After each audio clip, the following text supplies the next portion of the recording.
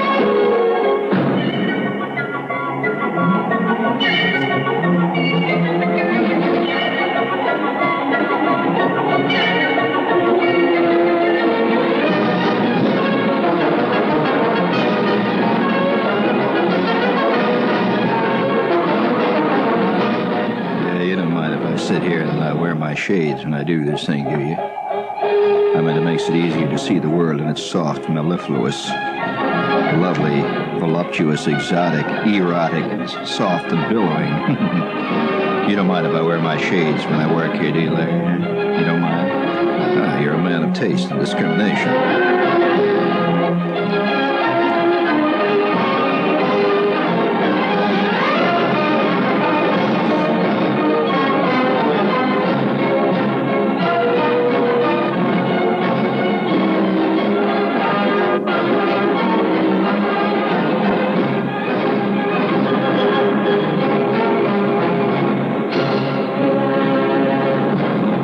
That's what it's all about. Taste and discrimination, of course. You know, speaking of taste and discrimination and all them beautiful things, I sitting there looking at an ad in the silly section of the New York Times. You know, there's a silly section there where you can buy a surplus bolo knives and surplus 155 howitzers and all that kind of stuff. You've seen this silly section back there. And I find some really great things in the silly section from time. Of course, since this is summer's coming on, you know, it has a has a certain note of shrillness to it. I got an ad the other day in the mail, you know, and it just said that at long last a book is available entitled Victorious Praying. And I don't know, somehow that rang a little ding-dong. And I was just sitting here reading this little ad here, speaking of truth and beauty and men of discrimination and taste. Larry, would you please give me a little cheap second-rate Japanese koto music? Please bring it on there. Sneak it in there good. Yeah, there you go. Ah, the ancient kingdom of Japan. The ancient empire. Redolent with rich poetic images. And the floating lotus leaf drifts over the deep green pool of time, observed only by the passing croak of a small tree frog. That lovely. I read to you an ad that I think is in keeping with the poetic spirit of ancient Japan. It combines ancient Japan and modern Japan nicely. And it's an ad which I now hold up before you. It's going into my vast trivia file of how it really is in our time. And it's entitled Transistor Singing Birds. Create your own garden of paradise. Transistorized birds, and I read the copy.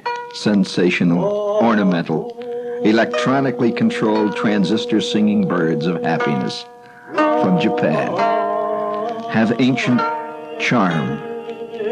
They're relaxing, delightful, enchanting, and they're fully transistorized with a concealed on and off switch, and the birds automatically sing at 12 to 15 second intervals. And you can select your type of transistorized singing birds to give you the ancient tranquility of the temple gardens of the old empire.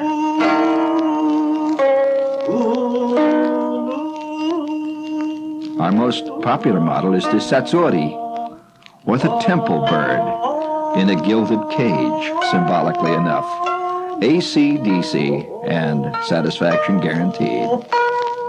Oh, so one sit and contemplate infinite and listen to transistorized temple bud singing at twilight as sun go down over ancient sea of Japan.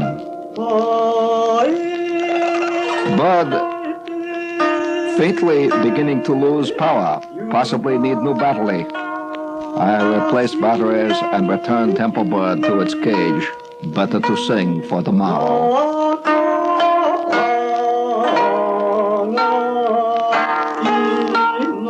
And of course, all of you who are familiar with the ancient court poetry of Japan, the haiku written by such great poets as Basho, other poets of the period,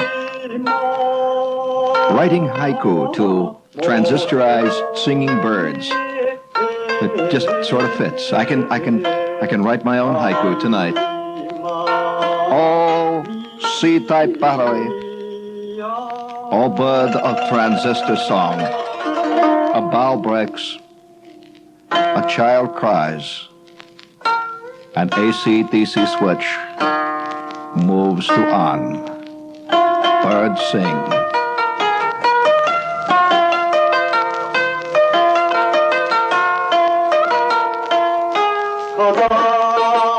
And so tonight, we take this little moment out, this little moment of tranquility to salute the new transistor world of ancient Japan, where even serenity in poetry comes with an AC/DC switch, available in battery or AC-powered form.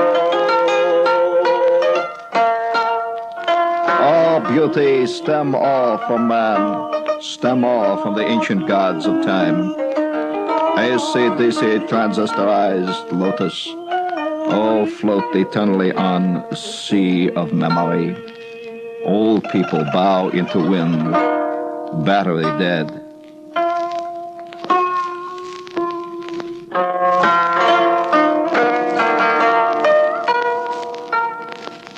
Yeah, it's kind of nice, isn't it? You'd like more of that, wouldn't you? Thank you. I suppose I'm a transistorized bird for most of you.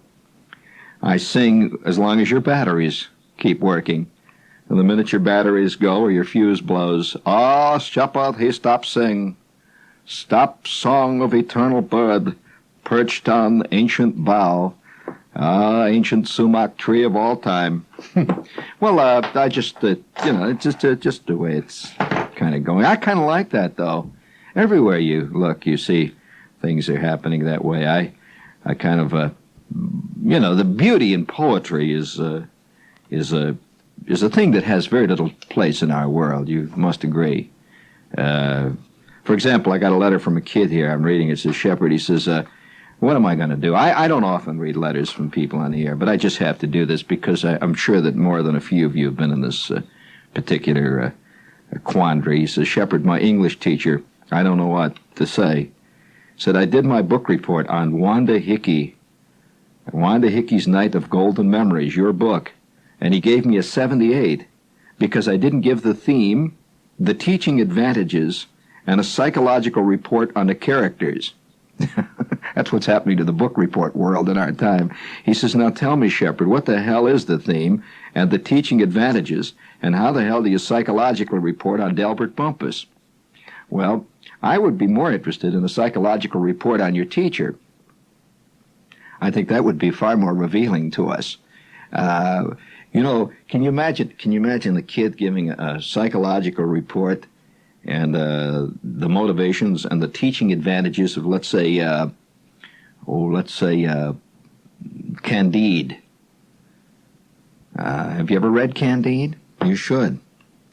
He sounds like a lot of our political candidates. You may find him very interesting, Larry. He really does. But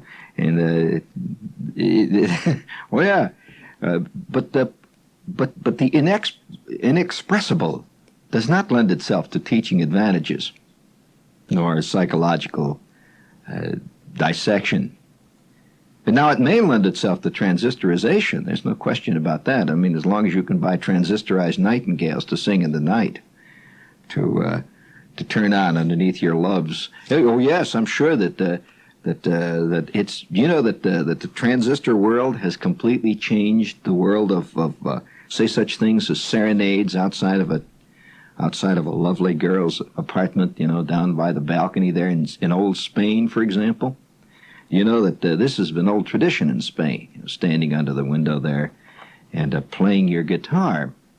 Well, this used to be a pretty tough thing. You had to play the guitar pretty good. You couldn't stand under the chick's bedroom window there and just strum away at the only chord you know, the G minor chord. and it used to really be pretty tough, you know, pretty tough cutting for a guy who couldn't play the guitar. And so today, Japan, what's going on in there, for heaven's sakes? Today in Japan, or rather in Spain, you can buy a Spanish guitar. It looks beautiful. It looks like a real Spanish guitar. But it has built into it a tape, a transistorized tape, and it's completely self-contained. Nobody would even know. It doesn't have a cord running out of it. And you can sit there and strum this guitar, and it plays itself. It's like it's what you've seen player pianos, haven't you? Well, you know, you can now buy a player guitar that really plays, and you just stand under this chick's balcony there, and you turn it up to, say, love sonnets from the Portuguese. You know, you turn it up, and it plays away. See, and she looks down and says, "Oh, Carlos, I didn't know that you could play the guitar so beautifully. You were bringing tears to my eyes. You were making all my glands work at once." And you just say nothing. You just look enigmatic, and you allow your eyes to wander romantically over her lovely, luscious figure, and your guitar swells and plays. And the Japanese brought it all to us. A little more Japanese there, please. Without the transistor, I mean, there'd be so many untalented guys revealed for what they are. Untalented. And that's the worst thing that can happen to a man in today's world. To be standing naked before all of his fellow men. His batteries have run down, and nothing works. Now, you can define batteries any way you want, friends, if you wish. That's your problem, not mine. I only create the poetry. You analyze it. Oh, tree frog. Oh, bough. A sickle moon riffles the dark waters, and the fish sleeps.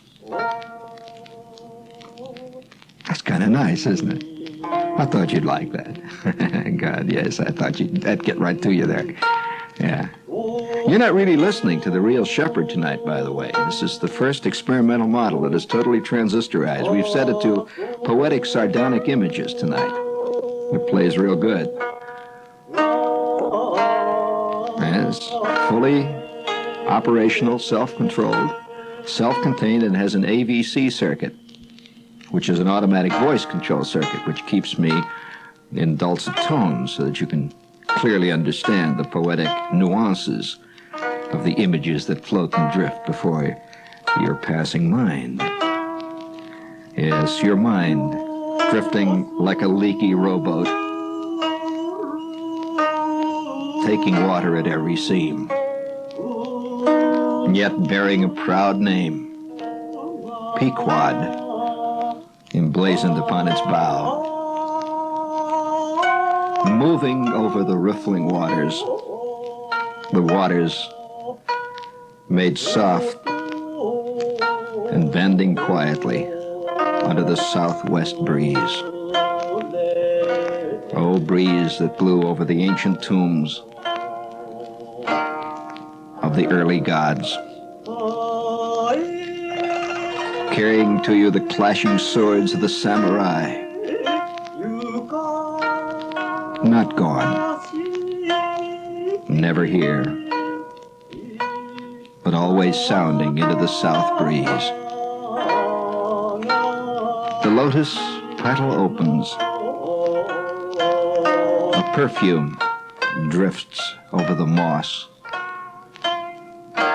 Old bullfrog swallows twice, and the first mosquito of the season meets his maker. You like that, didn't you? I'm telling you, gang. There's just no substitute for talent. Oh, I like that. Oh, do it again, yeah. Thank you, Larry. Lottie, tee, tee, tee, tee, tee, tee, tee, tee. Hey, listen, I got, among all my other junk mail, I get a lot of junk mail. It's great mail, junk mail. Of course, it's not the kind of junk mail that most people, junk has a different meaning in the street than what I'm using here. You know what is it? Real junk, right? Well, they don't send that to you in the mail unless they're willing to really risk a long stretch and a slam. But the kind of junk mail I get is kind of great. I'm on a list of connoisseurs. I kind of like being a connoisseur. I like to be described as a connoisseur. It makes you feel real good, especially when you open up the letter and it says, "Dear Connoisseur, we've produced another fantastic line of 8mm films and 35mm color slides. For example, our newest one is called Fat Girls of Denmark. And a connoisseur of your type will immediately enjoy this new line, and we are enclosing some samples." Well, the other day, have you ever gotten that kind of mail? You haven't. Have you, Jerry? Well, I don't know how to explain it. Maybe the devil is working in devious ways these days. Of course, the devil always did work in devious ways. I suspect the devil knows who the true evil people are. And since the devil does not have unlimited mailing privileges, he probably saves a little dough here and there by not sending off the kind of stuff that I get to people like you and Larry, who are obviously of the good folk. You only get ads for the Reader's Digest and stuff like that, right? Well, you should see what I get. I'm never on any of the Reader's Digest lists. Have you? The other day they had a TV thing that says, "In a few days you will receive a letter from the Reader's Digest containing a fantastic new offer." I never get anything from Reader's Digest, but I sure as hell get something from this place in Stockholm, where they do interesting color slides of the Fat Girls of Denmark, and available only to connoisseurs. So the other day I'm sitting in my office, and I've got this little ploy. I think everybody has little ploys that he works in his life, like Larry once in a while. I'm sure that when you're talking to somebody, when you're biting, we're playing for time. See, when you're playing for time, what do you do?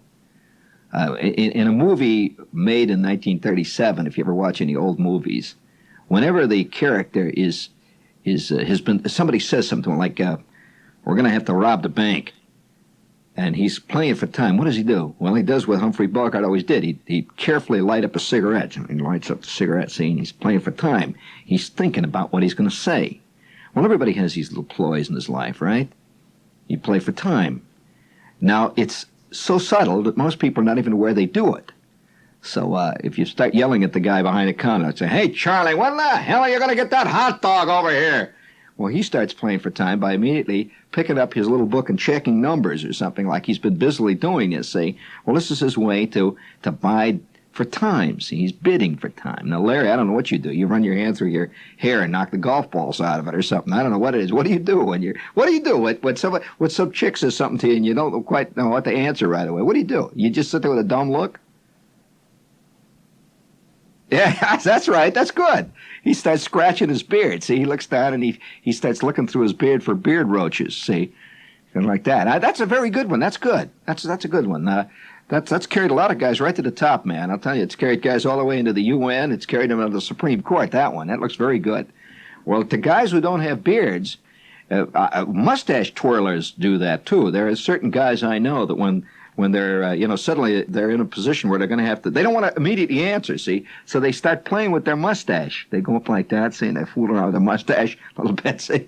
Well, Shepard's got his own ploy. So the other day, this executive type walks into my office, and he had that look on his face. You can always tell the look on a face. It's bad news approaching.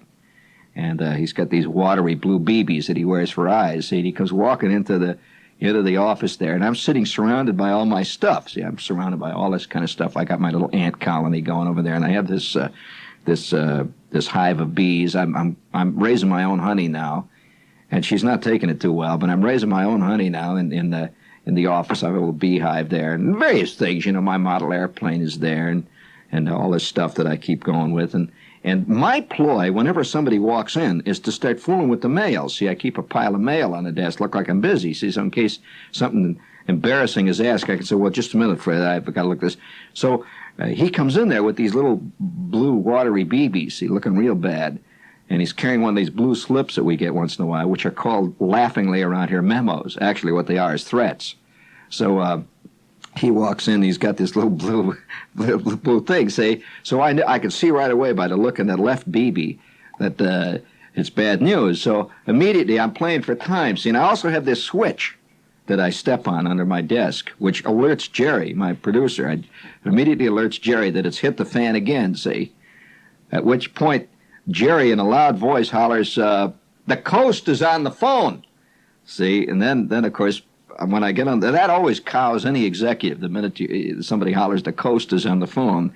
What he doesn't really say is that I'm getting a call from Minerva, New Jersey, which is just outside of Atlantic City. Now, authentically, that's a coast, isn't it? I mean, you know. So we've got all kinds of, this is all called survival techniques in the Crystal Palace. You have to learn survival techniques. It's like courtiers in the ancient courts of the Louis of France. You learned all kinds of ways to survive, because if you made a false move, if you arrived wearing the wrong bib, or you gave the queen a funny look one day in the middle of the minuets or whatever you were dancing, you were liable to find your head bouncing into a basket with all the the cheers of the multitude. Your last big act in showbiz. Well. That's quite similar to our situation, as it is in most big organizations. You understand that, don't you, Larry? See, this is all part of your education. You want to be in this business, right? All right. You're listening to a master. Shepard's one great talent is survival. My God, I'm hard to kill. I'll tell you. There's been many that tried. And where are they today? They're working in Chillicothe. So, you learn these techniques. You have all kinds of little ploys. So one of my ploys is to know the look in the eye of the guy when he walks in, and when he's, it's bad newsville. So Shepard is sitting in there, and in comes the exec. You got the scene. And his left BB is looking particularly menacing today. His right BB is his bad one. It's got advanced astigmatism, and I think he has triple vision in it, especially after lunch, a 3-hour lunch. With all the little libations and so on that go on at a 3-hour executive lunch. So he walks in and he's got this blue slip. Well, immediately I realize what's happening. I kick the switch and I can hear it buzzing out there at Jerry's desk. Well, unfortunately, Jerry has gone out to the coffee machine. So here I am. It's like, it's like being in a bank and you've kicked the special switch which alerts them at the 12th precinct and all the cops are out to lunch. Well, what do? So I hit the buzzer again, and he sees me jumping up and down on the buzzer. He says, what's the matter? He says, you having trouble with roaches again in your office? And I said to him, well, no, Jim, actually, I cleared the roaches out, but, we're having mice trouble. You heard about the mice, We're having a hell of a thing with mice, especially over in that file cabinet over there by Elsie there. They come in out there. She keeps the peanut butter in the bottom drawer, and they love it, And at that point, he turns, see. Well, I immediately grab my mail because this is, my ploy. I always go through my mail when I'm trapped. Well, I pick up the mail, and it's silly, you shouldn't do these things without considering the consequences of your act. I as a true guerrilla fighter, I must always track easy, man. Move quick, easy, give a low silhouette always. Know when to talk and when to shut up, right, Larry? That's the thing, man. You learn that quick. So at this point, it is shut-upsville. I know that, see? So the only way I can shut up gracefully is by looking through my mail like there's something important in it, see? So I grabbed the top letter, which was fat, and I opened it up, and just as this executive turns to look back at my desk, he's gone out to look at the mice, he turns back to me just as I open the thing, and out fall 3 sample slides of the Fat Girls of Denmark. Right there on the desk. Well, I don't have to tell you, this guy's a Sunday school teacher. It's his hobby. He teaches Sunday school. And he looks at the Fat Girls of Denmark for a second, which as they were spread-eagled there on the desk, and he looks down at that, and he says, I didn't know you were a camera bug. And I said, well, and I just got that out of my mouth. Well, and he grabs one of the slides. He says, oh, color. I love color. I do a lot of color. I use a Nikon. He holds it up to the light, and he sees one of the fattest girls of Denmark in beautiful, majestic Eastman Kodachrome color. Looks at it like that, and he says, say, he said, Do you use a filter? Are you using a haze filter on this? And I said, well, no, Jim, actually, I didn't use a filter. You know, that's, I'm using artificial light there, and I used their H film, you know, for the artificial light, and I used a blue flash. This is very interesting, very interesting. Huh. By God, your magentas come up real good. And I said, yes, they do, very, very good. Yes, they do. I said, of course, you realize that I'm using a Retina 2A. He says, Retina 2A? By God, that's very interesting. He said, I used to have a Retina 2A. I'm very sorry I sold it. See, you see how it's working? I've got him completely off the track. And I also see he's very interested in my pictures of the fat girls of Denmark. But he doesn't want to get to it. He says, listen, can I take those slides along? I want to show it to Al up on the 23rd. You know, he's interested in this new indoor artificial light stuff with the blue flash. And I said, okay, fine, take him up, Jim. He hasn't come back. He's a connoisseur. You know, well, he's interested in color values. That's what he's interested in. Beautiful composition, too. Because this one chick was photographed against the skyline, it looked like. She, you know, dressed kind of funny for being in a skyline scene, but kind of interesting. So I'm all part of this world of the connoisseur, and I enjoy it. I say that, you know, 6 of one, half a dozen of the other. For example, now wait a minute, no, that's not all. It's not all. I'm a connoisseur of many things. All of us connoisseurs are that way. You know, we don't just stick to one thing. And I'm interested in the fat girls of Denmark, I suppose. I didn't ask for that. It came in just in the mail like that. I received a flyer in the same mail, as a matter of fact. It says, prayer will bring you anything you want instantly with this new dial-a-prayer slide rule device. It says, maybe you've been praying wrong. It says, maybe you've been approaching God the wrong way. And our new dial-a-prayer slide rule device in 7 beautiful colors, and it's washable and guaranteed for a lifetime. Only for $3.95. It says you can dial a prayer. It says you can be more victorious in your praying. So I looked at that for a while, and while my executive friend was up on the 23rd, I dialed a few prayers, and to see whether or not that would work. It hasn't worked yet. I'm waiting. You see what I dialed for? It says anything you want, you can get instantly. And so I tried the thing. It says they sent me a sample dial-a-prayer slide rule device, and you saw it on my desk, didn't you, Jerry? Well, I dialed this thing. It says instantaneous success. And it says an under H4, which was a blue strip on this thing, I dialed an act of nature. And I dialed hoping that the 23rd floor would be hit by lightning. That's what I prayed for on my dial-a-prayer thing. But it hasn't happened yet. Maybe I'm a little hasty. But it said instantly. Nothing's happened. Although they did blow a fuse in the water cooler. Maybe I haven't learned how to work the thing right yet, you know. So each guy in his own way, he has to try, the best stuff. For example, here I have another ad here that says that I can buy myself a swastika cross for my motorcycle. It says it lights up. You know what a swastika is, don't you? You don't know what a swastika is? Well, I'll have to explain it to you. That's the symbol of what was his name? The little guy with a mustache. Charlie Chaplin played him in the movies. What was his name? They did a film of his life. Anyway, he had this thing, a sign, see, it was like a thing, see, and I can buy it. It says a swastika. It says amaze and mystify your friends. It says be the most exciting sight on the Long Island Expressway. I bet that would make me the most exciting, especially certain parts of the Bronx, if I had a swastika that lit up on the back of a motorcycle, see. So I looked at that ad, and I don't know, there it is. I have it here, in case you would like to order one, Larry. I don't know, Jerry, would you like to order one? It says works on bicycles, too. So, well, look, I don't make the news, man. I only report it, for God's sakes, be a little tolerant here. And so I'm sitting there thinking about that, see, and amid all my other junk mail, I got the following piece of information for those of you who are interested in literature out there. Now, if you don't think this is relevant to life, I think this is far more relevant than anything that the politicians are saying. And the average guy sitting in his home can get a sample of pornography from Denmark. He can get an ad for a swastika that lights up for his motorcycle. And the following ad, which I thought was kind of nice, it said, it says new books just out. The publisher announces the following new books, and there was a big headline that says, these books, some of these books, and I'm quoting, some of these books will probably become classics. Well, you know, that's pretty exciting for a publisher to announce right there flat that some of his books are going to become classics even before they're out. You know, that's you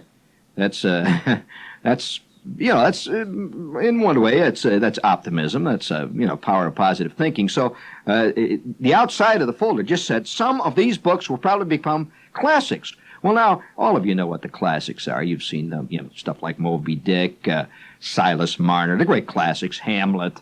You know about these classics. So I opened it up, find out what, you know, what's going to be the future classics. And here are some of the titles of the future classics, according to this publisher. When he sent this to me. Fever in the Flesh. Now, I don't know what that is about. It could. Well, I'm just, you know, reading the actual titles. Between Two Lovers. Here's another one. Bruce Kimley Returns. Well, I didn't know he'd ever left. I don't know about Bruce. I didn't read the first Bruce. Probably Bruce Kimley must have done something good in the first book, but it's going to be a classic. Sex and Astrology. That's one of the future classics. Executive Suite Sex Spy. Future classic. Campus of Carnal Knowledge. Diary of a Two-Way Nymphette. Well, when I reached that point, I realized, once again, the junk mail had not failed me. And it says guaranteed become classics. And I immediately thought to myself, gee, classics, I can see future scholars burning the midnight oil over these, you know, trying to get the hidden symbolism in, for example, Sleep In Maid, the hidden symbolism. Would you please give me a little of that cheap honking music, please? Please, just sneak it in there on me. Once again, we have to return to Serenity. I have to turn my knob here to Serenity and Inner Contemplation. There, that's better. Can we address? Excuse me, while I adjust this thing here. I have to have a screwdriver to adjust the machine. Hold on a minute there. I'm adjusting this set screw here under understanding. I have an understanding knob on my machine here. There, that's good. That's better. It's fine. Now, would you please bring it up a little bit there, Larry, please? Oh, yes. See, the sound of the scratch of the record must be understood as part of the sound. Without the sound of the record scratching, it's like the frame of a painting. The painting without a frame is a painting without a frame. The painting in a frame is a painting.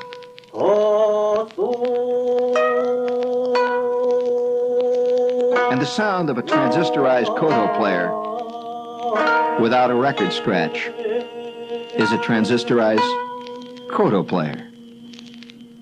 But the sound of a transistorized koto player with a record scratch is the sound of transistorized serenity, beauty of our time. Yes, as we all pursue serenity and peace of mind, we are aided indeed by the world's laboratories. Man ceaselessly chipping away at the unknown, at the mystery of the dark, at the mystery of the great death, as he chips and hacks away, filling his test tubes, grinding his crystals, stringing his wires, always working at the great attenuator knob of the now and the here. And eventually, man will be seated at a vast control board. He will be able to control the lightning and the storms and the thunder and the crash of the waves, the surf upon the ancient rocks of the coast of Maine.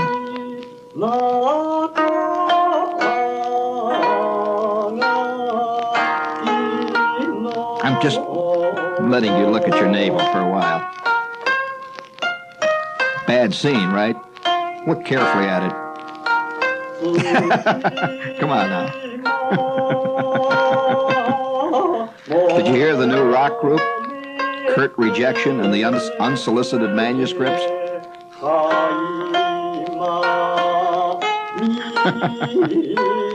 Well, there was one playing over at the Garden the other day called Rank Nepotism in the Promotions.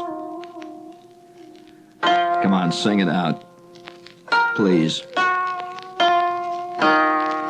Don't hesitate. March right out into the water. Join all of your other organic beings.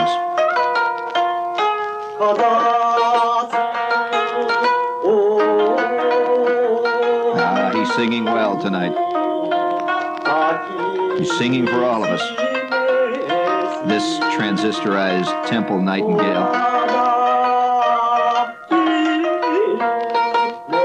He's blowing his cool, too, but he'll get past that part. That's the part where the samurai really give him hell. Led by Mifune. Tashido Mifune.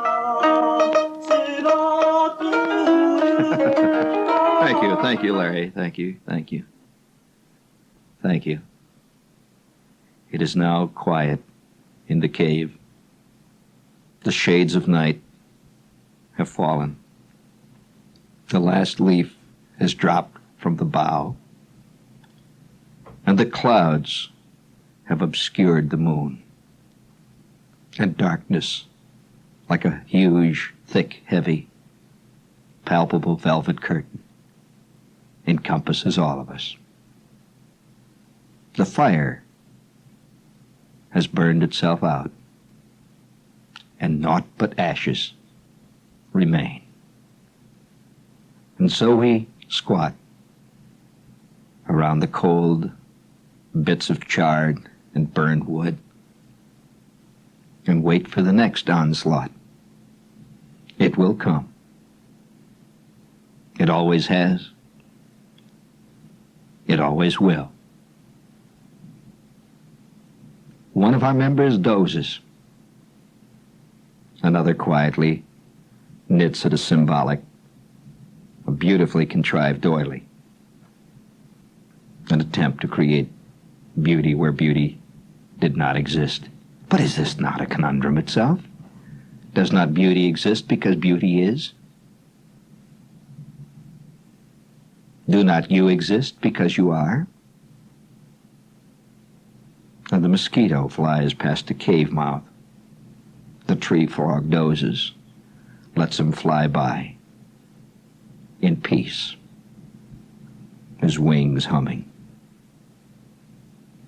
Beauty is because beauty is. A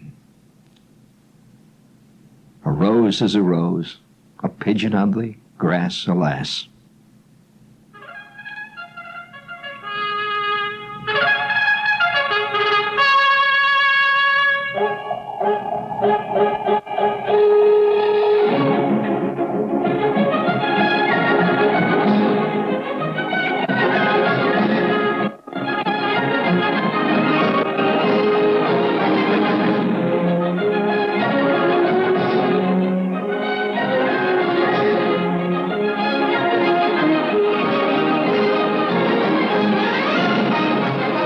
So concludes tonight's salute to Tiny Tim. Stay tuned for tomorrow when we will salute Hugh Downs as once again man engages himself in the futile battle to stop the eternal wearing blender of life. Yeah, that's not a bad image itself. Yes, the wearing blender of life grinds exceedingly fine.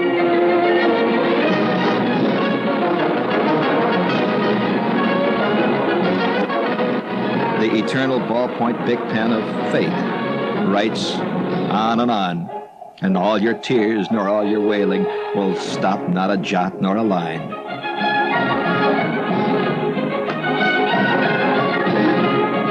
Have you done any writing with a grape or a banana lately?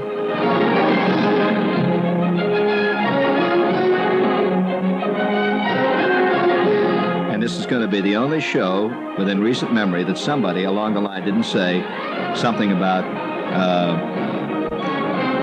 I can't believe I ate the whole thing.